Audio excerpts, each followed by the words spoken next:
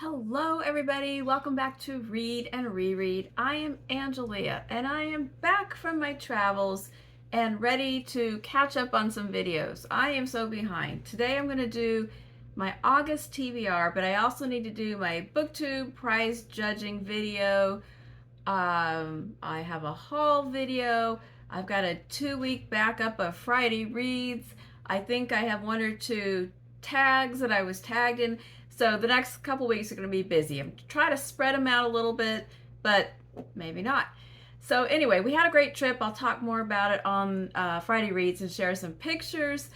But actually, everything was great until when we got back and it was 7:30 at night and still over 100 degrees at the airport parking lot in Austin, and our car battery was dead.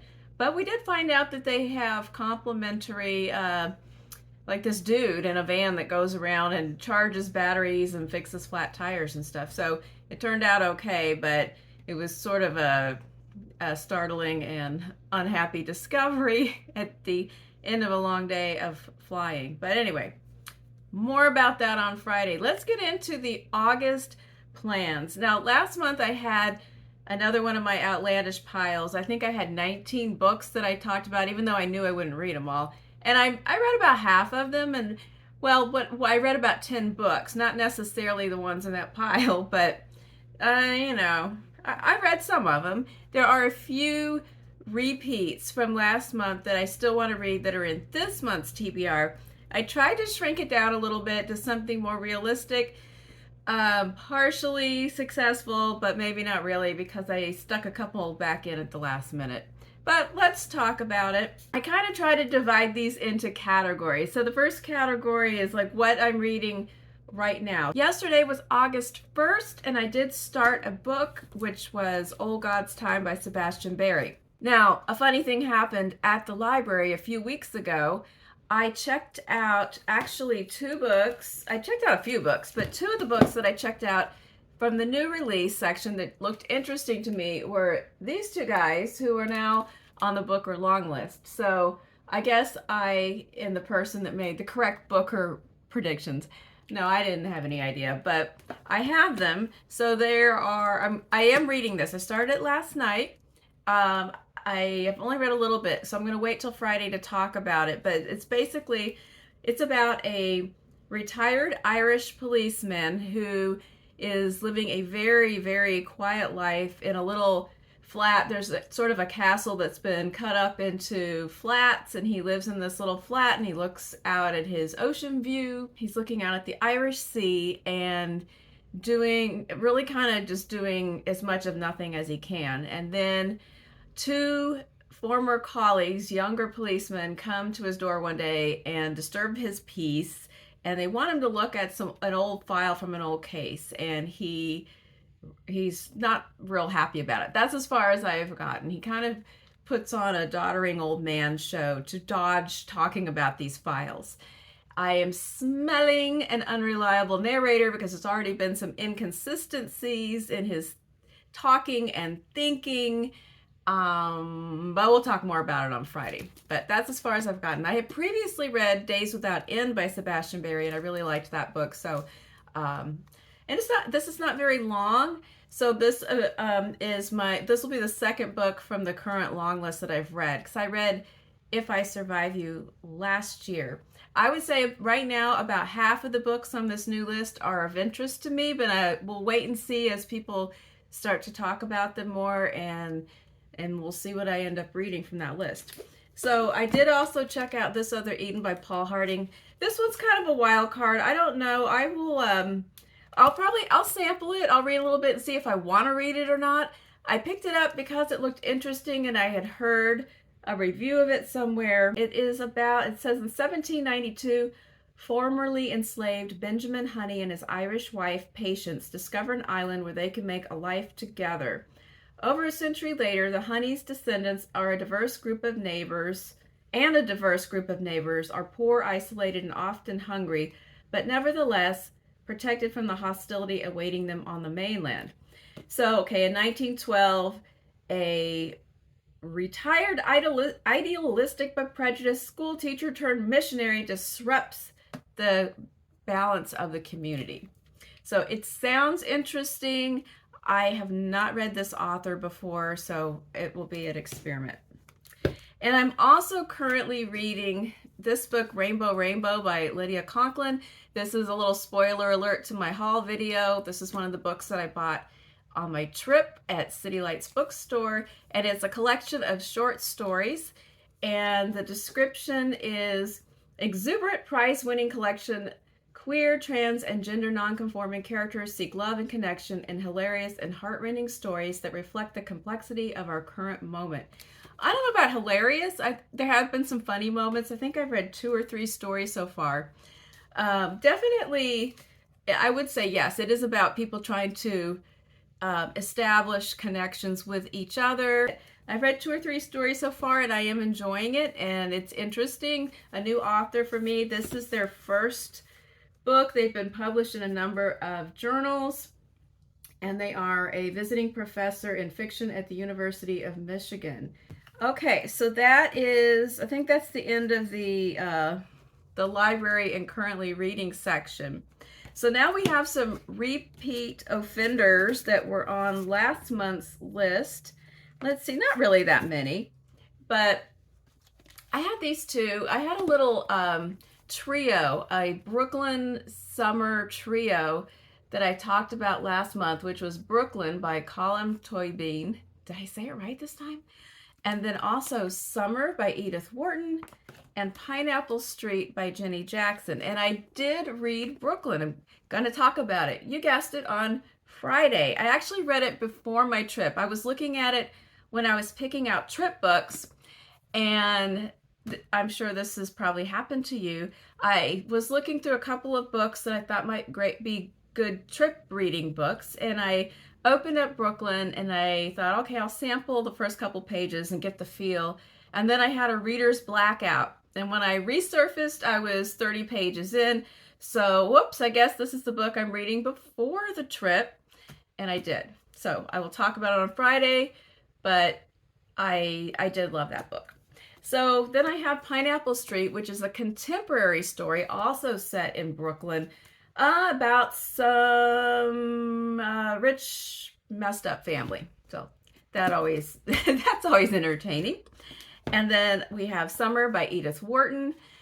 And I'm not even sure this takes place in New York. A lot of her stories do, but I can't really claim that, but I'm still putting it in the trio. It's also short, so if I don't make it, it would be a great one for Shorty September. All right, so moving on. We have Accidental Theme. I didn't say this at the beginning, but August is themeless for me. I am not committing. I over-themed and over-evented the past couple months, so August is Don't Fence Me In month, and I'm just reading whatever I feel like. So I am presenting these books to you with the caveat that I will read some of these. I won't read all of these, and I might read some entirely different books instead, because I also have a big haul of new things, and I'm trying to read some of the things that I previously had set aside to read and make the other ones get in line. Take a ticket and not just consume the brand newest thing. But anyway, I'm not doing themes, but I know that this is a book by a woman in translation. So it is an accidental participation, but it was already in my pile. And it's also very short. So again, it'd be great for Shorty September if I don't end up getting in the mood in August. But this is Boulder by Eva Baltasar. And a lot of people were talking about this a few months ago, and it sounded really good to me, and I've heard nothing but good reviews. And the synopsis says, a cook on a merchant ship comes to know and love Samsa, a woman who gives her the nickname Boulder. When Samsa gets a job in Reykjavik, Iceland, right? And the couple decides to move in together. Samsa declares she wants to have a child now that they are settled. She's already 40 and can't bear to let the opportunity pass her by. A similar situation happened in the first short story in Rainbow Rainbow. Boulder is less enthused but doesn't know how to say no, and so finds herself dragged along on a journey that feels as thankless to her as it is alien. So that to me sounds interesting. I really love when a short book really uses every word wisely and gets a big punch out of its brevity. So that's what I'm looking forward to here. And I've heard that that's what this book does. So don't let me down, Ava. I'm looking forward to this. All right, so the next one should not be a surprise. It is Crook Manifesto, and I guess you'll see this again in my haul video. But I was reading Harlem Shuffle. I don't even know, I guess I had finished it in a couple weeks ago. And in preparation for the release of Crook Manifesto, which is the same main character, Ray Carney, but moved up a decade into the 70s. So the other book takes place at the beginning of the 60s, and this one starts in 1971. And it says it summons 1970s New York in all its seedy glory. Okay, I am here for that. It's 1971. Trash piles up on the streets. Crime is at an all-time high. The city is careening toward bankruptcy, and a shooting war has broken out between the NYPD and the Black Liberation Army. Amid this collective nervous breakdown, furniture owner and ex-fence Ray Carney tries to keep his head down and his business thriving. And then he's trying to stay on the straight and narrow. He dabbles in small and large amounts in some criminal activity in the first book, but it says that the breaking point is that he needs to get Jackson 5 tickets for his daughter May. And so this sets off a little, I guess, flurry of new nefarious activities. So this should be really fun, and I am excited to read this sooner rather than later, while the characters and events from the first book are fresh in my mind. All right, I have a few more books that don't really fit into any category. They're just some books that I own that I've acquired in recent months that I want to read and haven't gotten to, and I'm feeling drawn towards them right now, so I think I might read them this month. All right, so The Plague of Doves. As you may recall, I had this book on my TBR 15 years ago, finally bought a copy at a used bookstore recently. It's not like the book is inaccessible. I just forgot about it and then remembered it or whatever. But now I'm excited to read it. I opened it up, looked through it a little bit, and my eye was just caught by several different either odd or funny scenes, although I don't think it's a funny book. I think it's probably going to be fairly devastating, as her books usually are, but I am actually going to read it. I am in the mood to read the book very soon. Also, I think maybe back around the beginning of the year, I bought The Promise by Damon Galgut, and 2021 Booker Prize winner. It's Booker season now. What better activity than to read some old Booker book that I haven't read yet?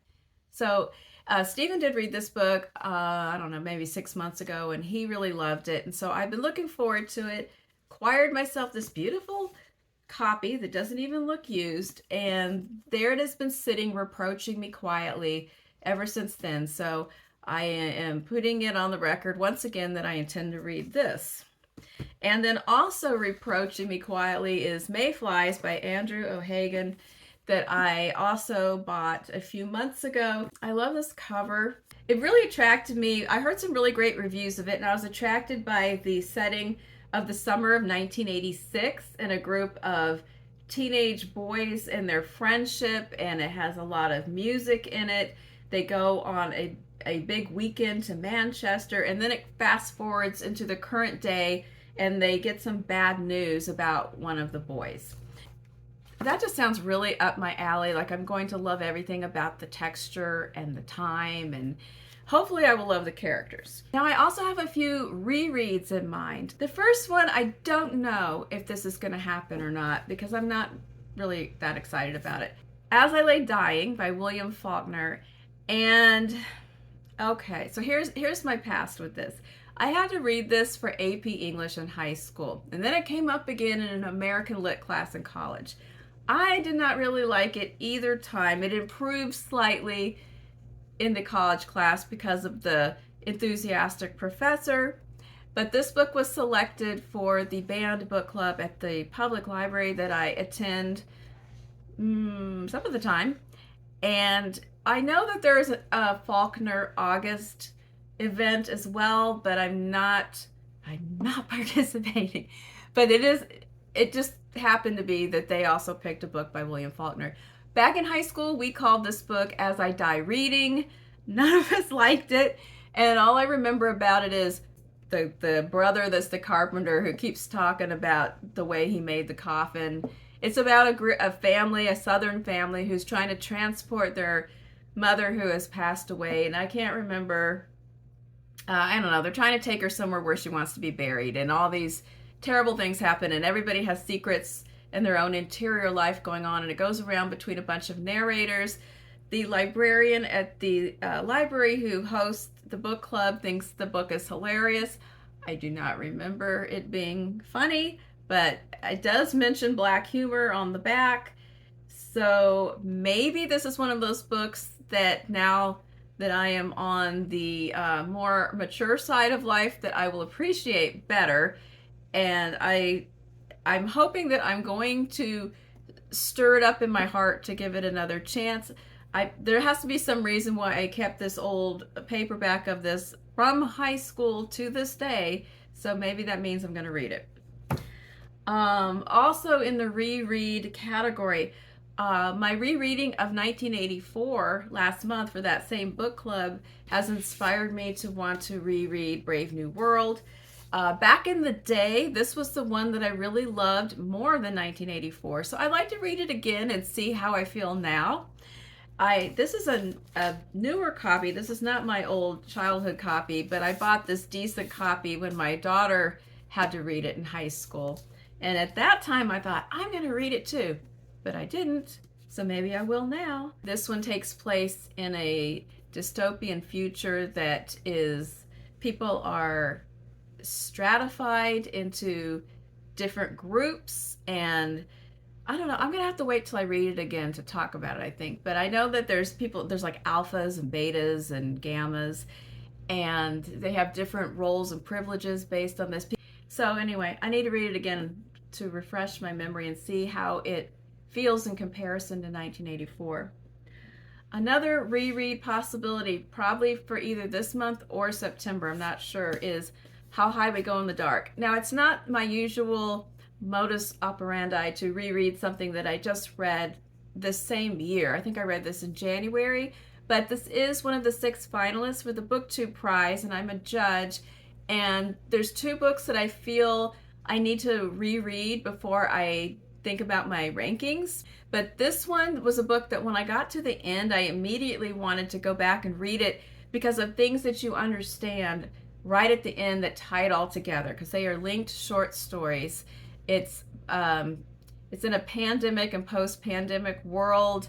It has a lot to do with death and grief, but it's also science fiction, and it's interconnected stories that make a novel. And once you get to the end, you go, oh, and then you want to go back and read it again with what you've learned in mind. And so I think that would be a good time to do this before I try to rank the 6 books, because it's going to be a task.